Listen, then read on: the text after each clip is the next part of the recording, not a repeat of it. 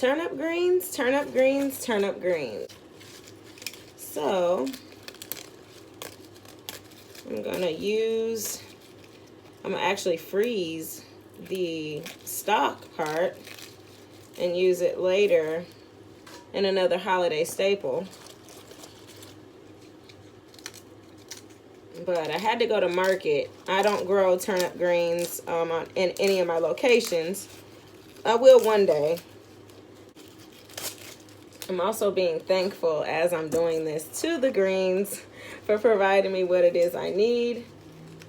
I'm in plenty of therapy right now, so chlorophyll and greenery, a lot of alkaline oxygen to the body is the call. Rinsing the greens.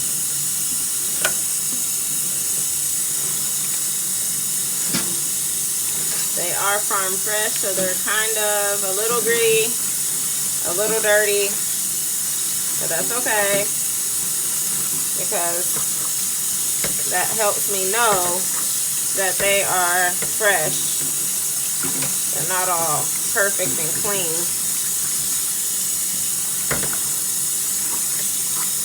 And so while I work on some more greens that I brought, I'm going to put a little salt on them in a second to help kill some of the things that are microscopic that you can't really see, microscopic that you can't really see. And I'm gonna let them sit for a while, but I'm not going to soak them overnight, or nothing like that. I'm gonna clean them and then we're gonna get to it. Did you know that you can minimize foodborne pathogens by using vinegar and food-grade hydrogen peroxide? What's next, you ask? Let's see.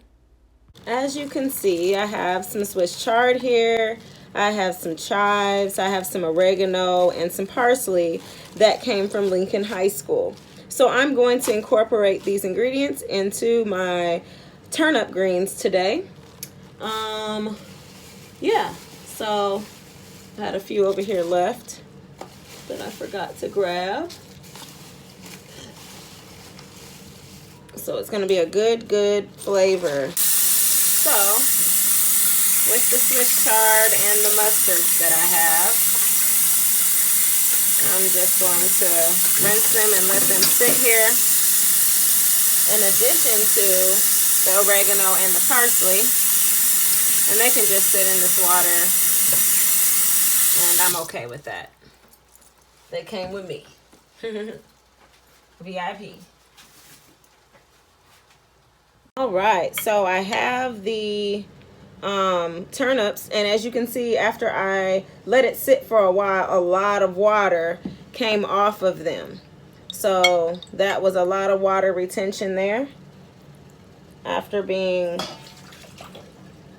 strained. And now I'm going to cut them up a little so they're not so big when I go to try to put it on my fork, you know? So this is a perfect size for me. I don't want to shred it, but I can stab this with a fork and really, get a good mouthful, how that's gonna look on a fork. The greens in my favorite cast iron pot, and I'm going to add the other greens on top, which are mustard greens and Swiss chard. I'm still boiling. I have Ancestors Dust on the top and Himalayan salt on the bottom.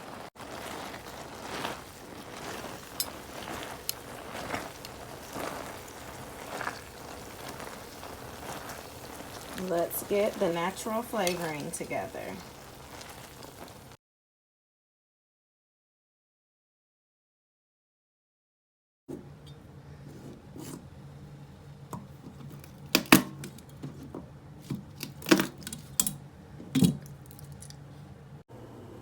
I added a little more Ancestors Dust, Himalayan salt.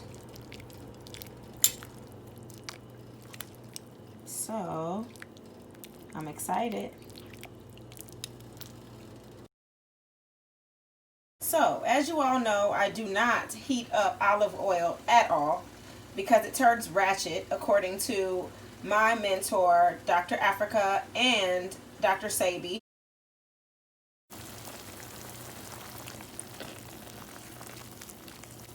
Ghee, a healthier alternative.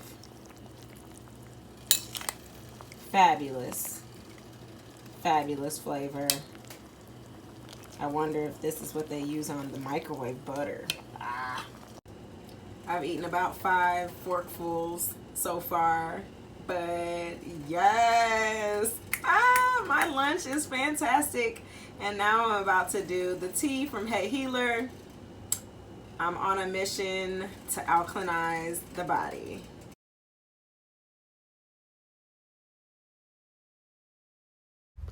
Darcia Houston, your holistic health and wellness professional.